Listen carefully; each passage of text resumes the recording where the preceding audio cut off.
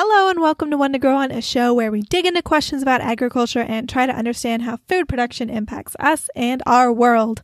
My name is Hallie Casey and I studied and currently work in agriculture. And I'm Chris Casey, Hallie's dad. Each episode we pick an area of agriculture or food production to discuss, and this week it's bananas.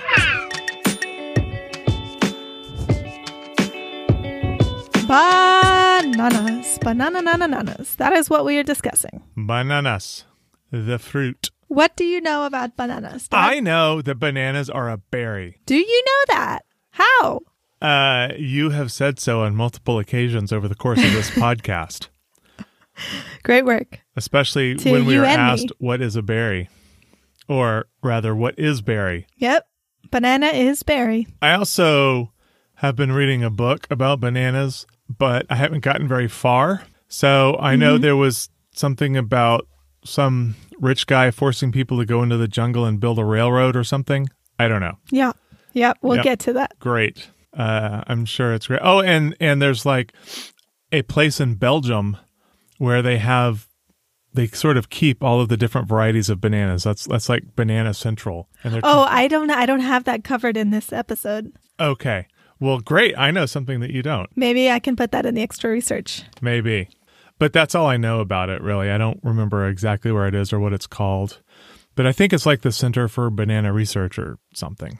And I remember you saying that all bananas are clones. Mm-hmm. At least all the ones we eat, all the Cavendish bananas.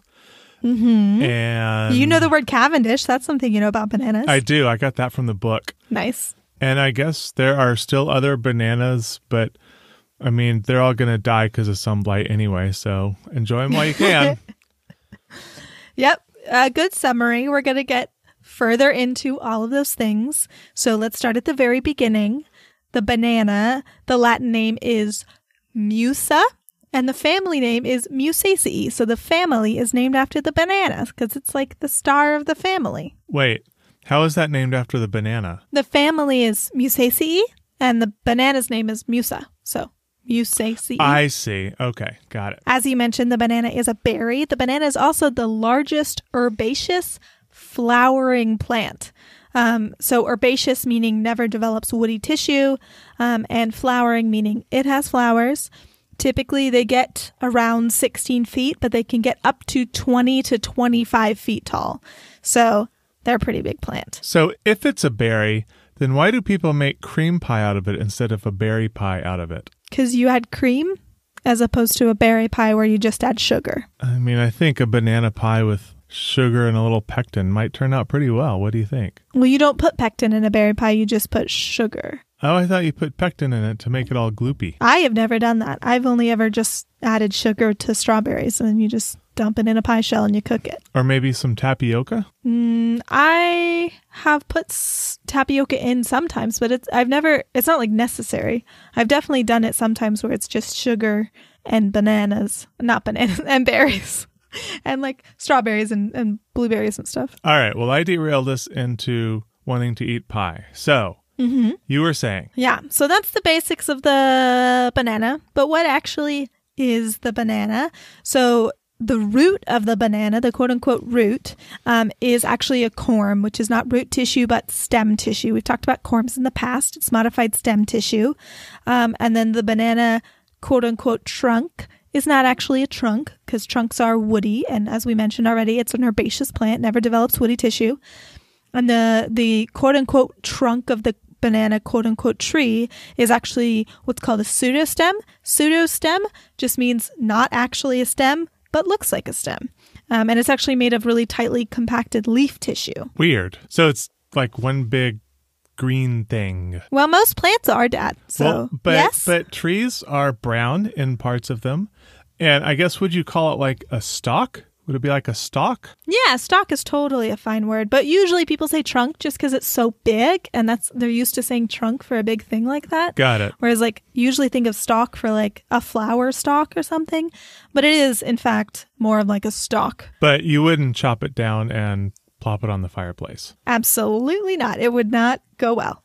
The corm itself is a perennial tissue, but the rest of the banana is usually not perennial. So when a banana is mature, when it's an adult banana, usually the corm, the stem tissue under the ground, will send up an actual stem, like an actual legitimate stem, as well as an inflorescence, meaning a head of flowers. This is also called the banana heart.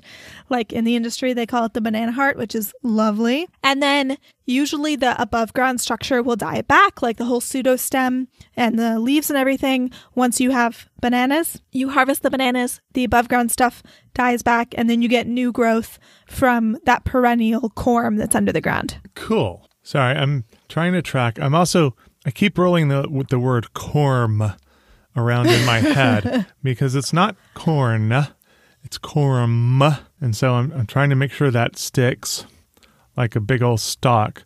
But when it's mature, it grows the heart, it plops up the stem, it grows the heart. And then when that's done... When you get the banana. Yeah, you get the banana. Banana comes right off. Does it grow another stem? Yeah, so that whole, once you pop the bananas off, then the above ground stuff is done for the year. So it just like skedaddles and dies back to the ground. And then starting the next year, when it's time for a new banana to grow, it just starts from the ground up, gets like that 16 feet tall. And then once it's nice and tall, you get a new inflorescence that pops up and new banana, and it just... year after year, that's how it goes. That is wild. I want to try to find a time lapse of this happening in a field of banana trees. Are they called trees? I don't know. They're colloquially called trees. They're not trees, but they're called a banana tree. Seeing them grow 16 feet every year, that's wild. Yeah, they're pretty cool plants. So how many bananas are there?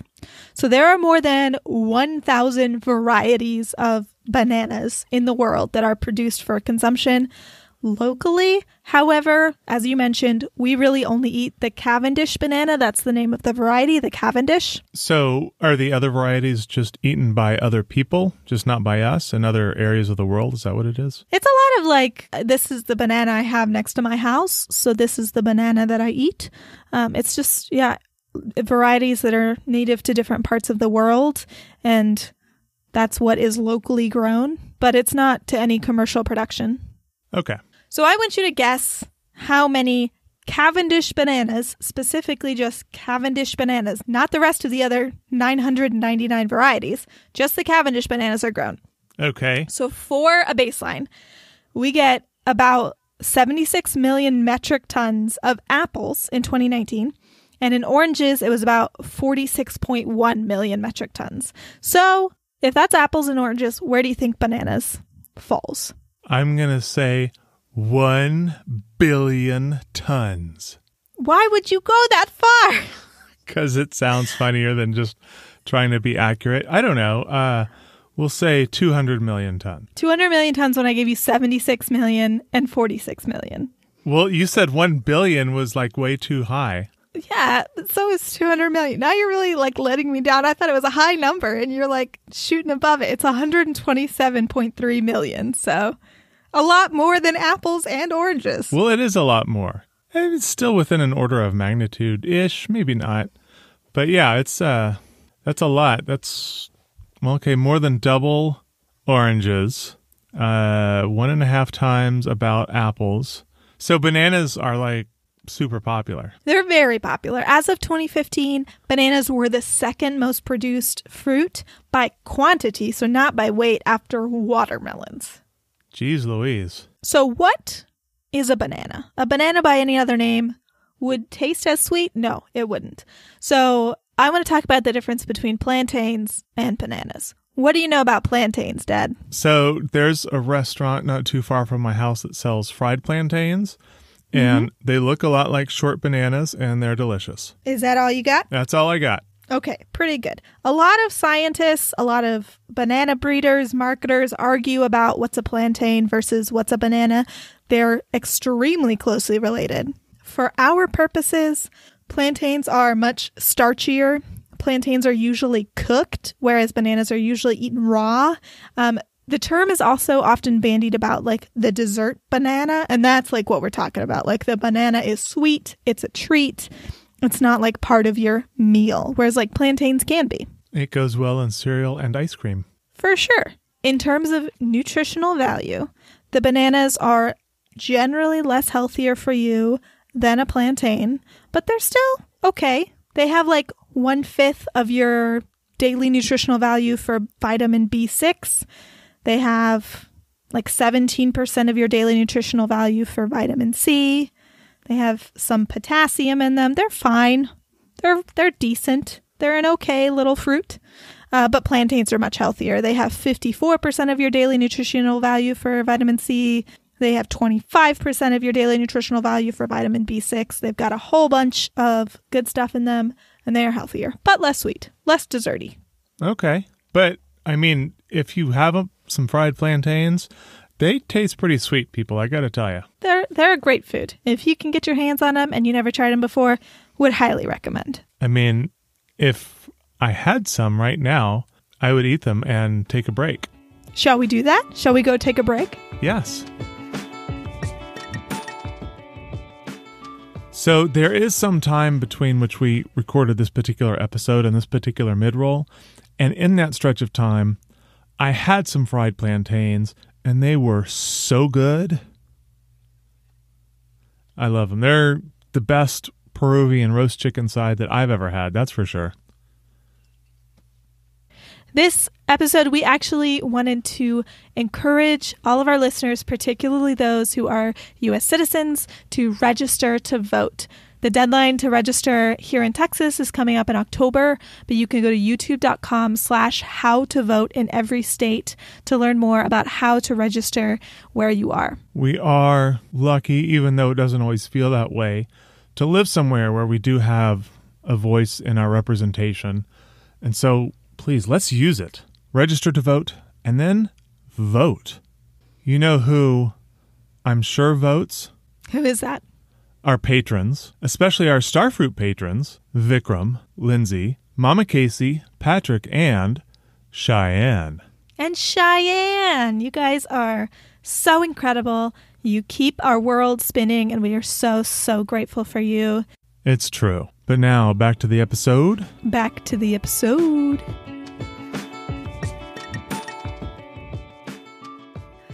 Dad, do you have a nature fact for us? I do.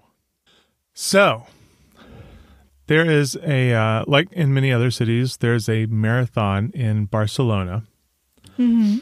And the fastest marathon ever run by a competitor dressed as a fruit was 2 hours, 58 minutes, and 20 seconds, recorded at the Barcelona Marathon on March 6, 2011. His name was Patrick Whiteman from the UK, and he was dressed as a banana. God bless Patrick Whiteman. Right. Doing Can you some imagine? Great work in Barcelona. Yeah. And I looked up a picture of him, and I mean, it looks like one of those big felt banana costumes, and I can't imagine running 26 miles anyway, but 26 miles in a big old banana costume, and you're already kind of hot and sweaty as it is. Man, that thing had to be rank. Yeah, I mean, that's commitment to breaking a record, but It's true. Admire it. Yes. Great nature fact, Dad. Thank you. Oh, you got to do the jingle. Yeah, I was about to. I was just giving you a compliment. All right. Well, thank you. I appreciate that. It's important to be supportive like that. Da-da-da-da-da-da. Nature fact. Nature fact. Okay, so let's talk about the history of the banana. All right. When I was researching this, I found a lot of conflicting origin stories. The banana has been around for a really long time, and it's kind of unclear where it originated, like thousands of years ago. Okay, and real quick, when we say originated, obviously it's a plant that's existed, but the banana in its current form was kind of bred by people to have these characteristics. Right, like the broader banana plant, not specifically the Cavendish. The broader banana plant, like how did that evolve? Got it. Where did that come from? Where is that native to? I couldn't find a lot. I couldn't find like a specific origin story. I found a paper in the Journal of Ethnobotany Research and Applications that said that the reason for this was because it is vegetatively propagated, and they talked about like sweet potatoes as another example of this. the banana isn't leaving a lot of like pollen, and they're also herbaceous, so they're not leaving like wood or seeds or nuts for us to like look back in like the history of soil, of a region, maybe of like a fossil record to really like see where is this thing evolving. So that might be one of the reasons why we don't have a very specific origin story for the banana plant evolution. Okay, yeah, the tissue's too soft to stick around for too long. Yeah. That same paper estimated that 87% of banana production globally is for local food consumption, which was citing an article from Biodiversity International. I couldn't find that article from Biodiversity International, but I think that the point is still totally valid. Whether or not that 87% number is still accurate today, it's a really key crop for subsistence farmers. I'm going to go on and talk about the history of like large-scale production of bananas, but bananas and plantains, this plant specifically, like this species, is really important for subsistence farmers around the world in a lot of the global south. So a really important thing to just remember as we go on to talk about the large-scale production of banana plants. And are you going to talk about why, or is it just important to them because it's such either A, an important cash crop, or B, it's an actual source of nutrition for them? Yeah, that's a really good question. It's mostly the latter. It's quite common to have banana plants like nearby a house, but not necessarily in a big field. Bananas are a really difficult crop to market, which we're going to talk about. They're quite fragile as opposed to something like yams or rice or, a lot of other larger scale crops that you see subsistence farmers being able to market beyond just home consumption. Bananas are not easy in that same way. You need a lot of cold storage, you need a lot of packaging, and you really need a developed supply chain. But they are quite nutritious, particularly like the hardier plantain plants are really nutritious. And they're pretty easy to grow. Most places in the global south, they have been in a lot of the global south for a really long time. Like they've been in South America and Latin America, they've been in Africa, and they've been in Southern Asia for a long time. So it's something that's common in cultural recipes. So yeah, it's often just like nearby the house. You're able to mash it up or include it in some dish, but it's mostly for home consumption. Got it. So let's talk about the history of bananas in not the global south, in Europe and the US. Up until we had wider spread refrigeration, it was just pretty much a luxury food in the US and Europe. And this is true for a lot of these perishable crops. If you couldn't get them on a ship across the ocean, then only the richy riches could really afford to get them. Okay. Around the turn of the century, you had two companies, Standard Fruit and United Fruit, that took over large swaths of land in Central and South America and very quickly ramped up production and built demand in the US. So they were really building demand once that refrigeration technology existed, really introducing this fruit that nobody had any idea what it was, how to eat it, and really making that demand from basically nothing. This is where that story you were talking about the guy with the railroad track came in. There was this guy, Minor C. Keith. He ended up being the CEO of United Fruit, which is one of these two large companies.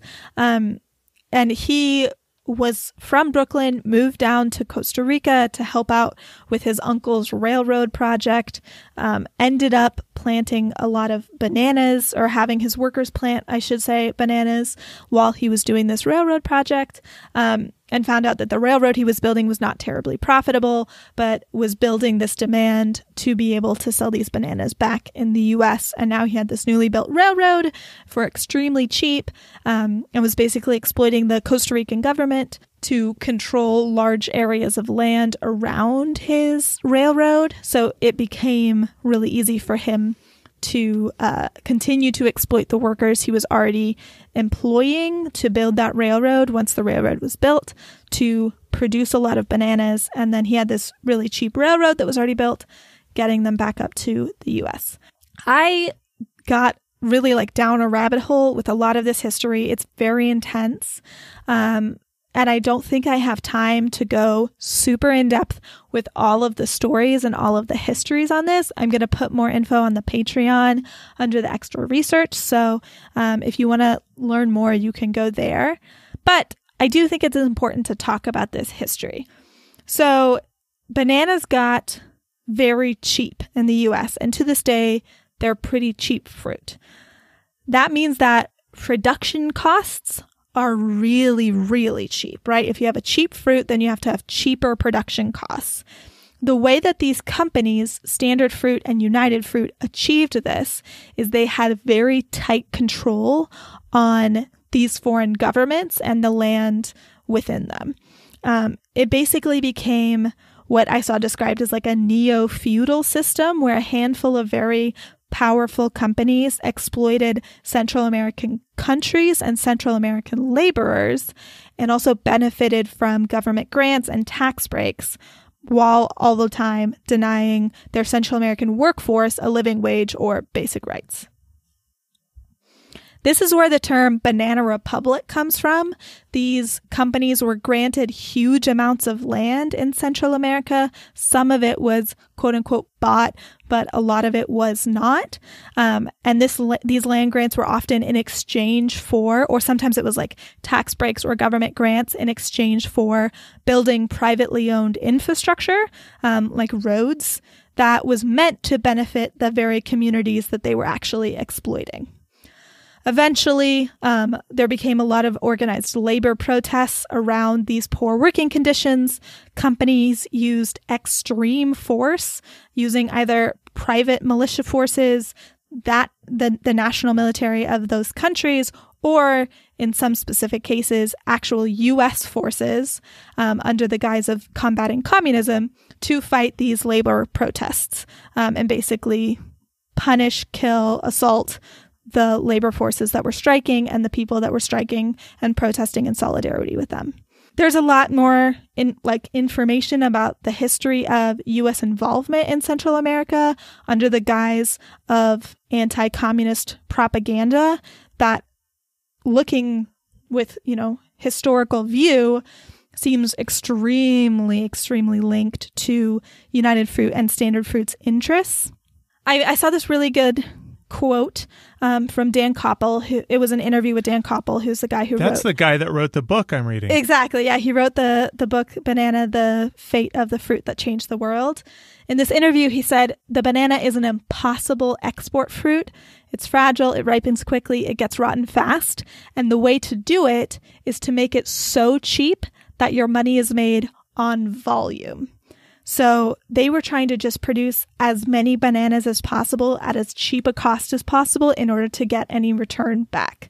And they got millions and millions of dollars in profits, but that was all made at the cost of these people's lives and their dignity and their human rights. So I assume we're going to get to sort of the current state of the banana. Okay, then I'll hold my questions until we get to that point.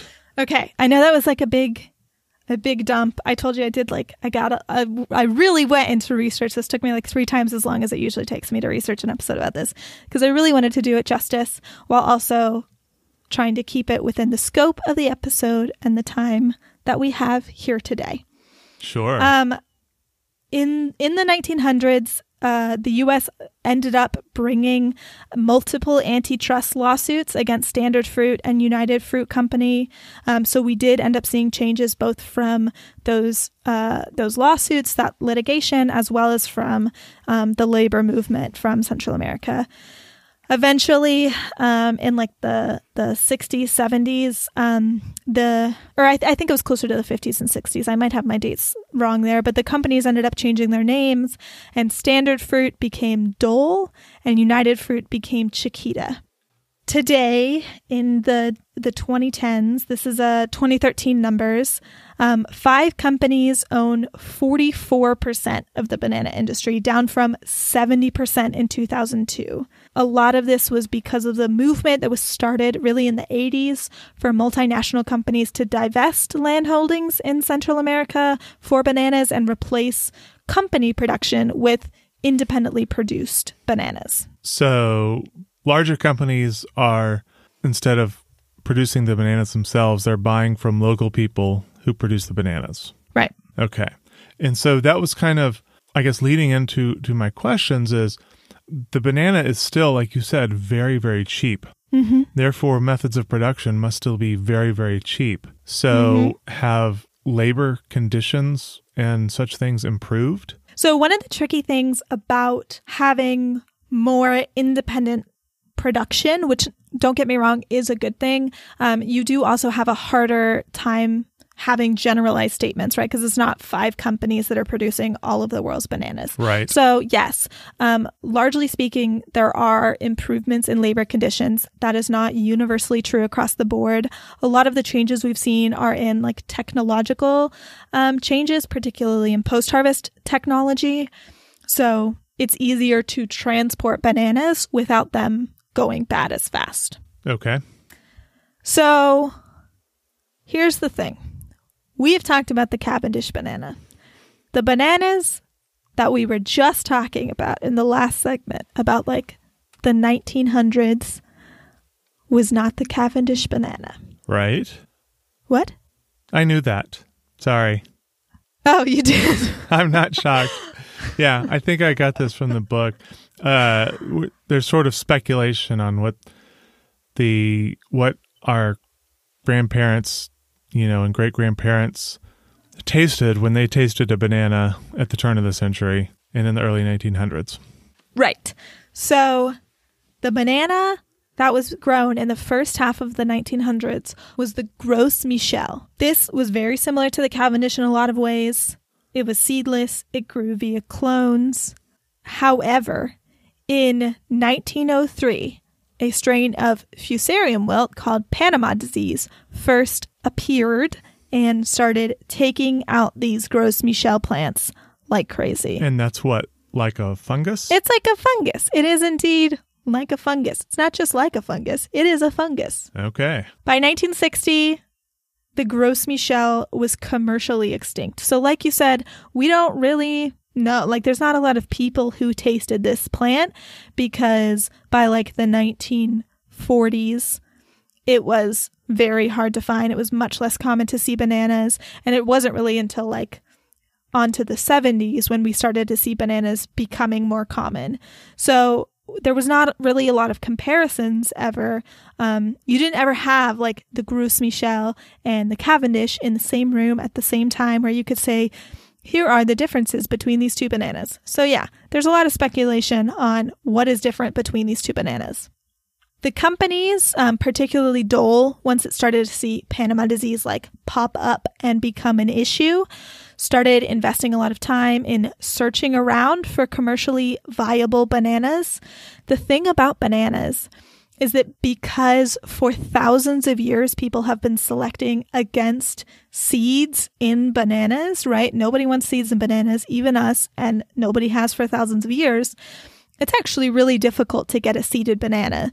And that means it's really difficult to breed bananas. So basically what these companies were doing was just like traversing the globe and examining all the bananas and trying to categorize them and see if they were marketable, if they were tasty, if they were easy to ship, if they had that lovely long yellow look of what we expect now from a banana, and if they were resistant to Panama disease. So eventually they found the Cavendish. Wow. So I thought the sort of long, vague, skinny brown bits in the middle were banana seeds, only you just couldn't really tell that they were seeds because they were squishy like the rest of the fruit. Did someone lie to me? Were they wrong? Have all the bananas that I've been eating been seedless? Yeah, so bananas are essentially seedless. None of those seeds that we actually eat in the bananas are viable ever. I see. Those are basically like the relics of what were once seeds and like the great-great-great-great-grandfather of a banana. Okay, wow. Once upon a time, the banana had a seed, and now these itsy-bitsy little tiny seeds are what we have. It's the same thing like if you eat a seedless grape and there's like those little tiny guys in there. They're not hard and crunchy, and they're really, really small. You can't plant a grape plant with it, but it's what the seeds once were. Okay, and so you can't plant a banana tree with the banana. No, yeah, they're all clones. They're all vegetatively produced. Got it. And that's been the case for thousands of years. So it's hard to breed bananas because how we breed plants is we cross-pollinate and cross-pollinate and cross-pollinate, and eventually something new pops out. We can't do that with bananas. So eventually they found the Cavendish. It was more fragile than Gros Michel, actually. The Gros Michel, like there are videos of people like having big bunches of Gros Michel bananas and just like throwing them onto a ship. We can't do that with the Cavendish. You got to put it in a box. You got to put the box on the ship. Otherwise they get all bruised and brown and consumers are, not so interested. But for a long time, it was good. Life was good. We had a banana that we liked and everything was looking up for these banana companies. For a long time, you say? For a long time. Until the 1980s. So really for like 20-ish years. I feel like there were so many good things that changed for the worse in the 1980s, but that's a whole other podcast. So in the 1980s, Panama disease reappeared. It was very similar to the first Panama disease, but it was a different strand, kind of like different strands of flu viruses. Okay. This second fungus strand, the second disease strand, arrived and started to affect Cavendish bananas. The bananas got their own pandemic. Pretty much. Not to be a downer, I told you guys we wouldn't talk anymore about the P word or the C word. Oh, sorry. Yeah, basically.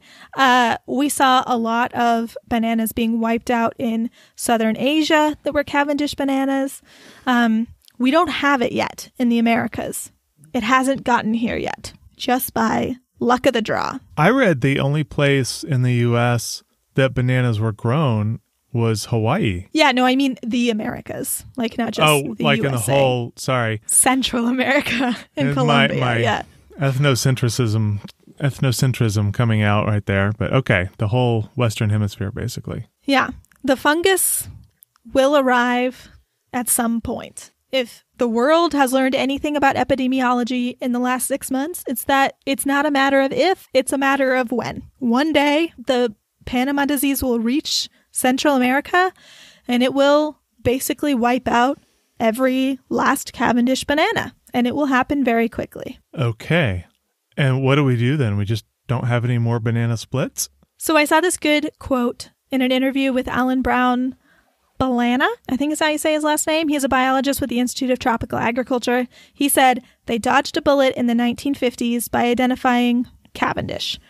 I think if there was something out there, they would have found it by now. So these companies didn't stop looking when they found Cavendish. They were like, just in case, we better find something else. Or what if we find something else that's easier to grow or sweeter and easier to sell? But they just haven't found it yet. They haven't found it yet, which means it probably doesn't exist. Also, if they did find something, the banana supply chain is built custom for the Cavendish.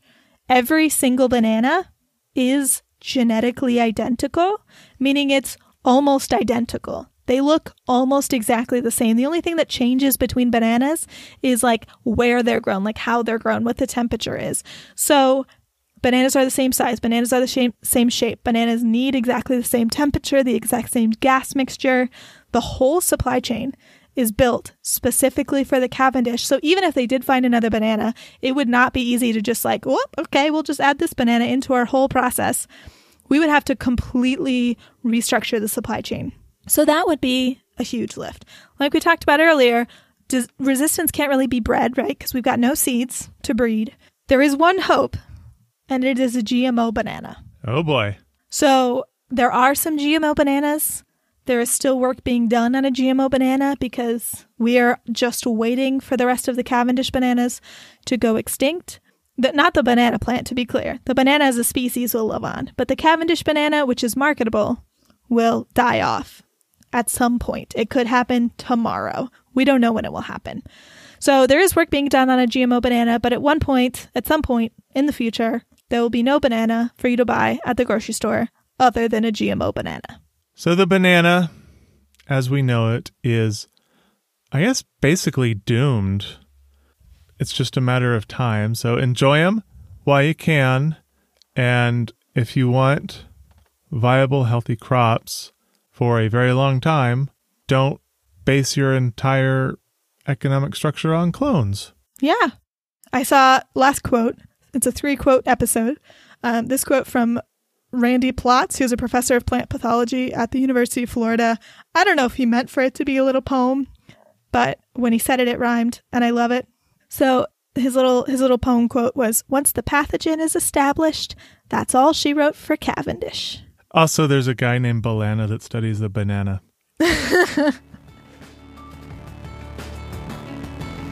Thanks for listening to this episode of One to Grow On. This show is made by me, Hallie Casey, and Chris Casey. Our music is Something Elated by Broke for Free. If you'd like to connect with us, follow us on Twitter, Instagram, and Facebook at onetogrowonpod. Or join our Discord and Facebook communities and leave us your thoughts on this episode. You can find all of our episodes and transcripts, as well as information about the team and the show, on our website, onetogrowonpod.com. Help us take root and grow organically by recommending the show to your friends, or consider donating to our Patreon at patreon.com/onetogrowonpod. There, you can get access to audio extras, fascinating follow-ups, exclusive bonus content, and boxes of our favorite goodies. If you like the show, please share it with a friend. Sharing is the best way to help us reach more ears. Be sure to see what's sprouting in 2 weeks. But until then, keep on growing.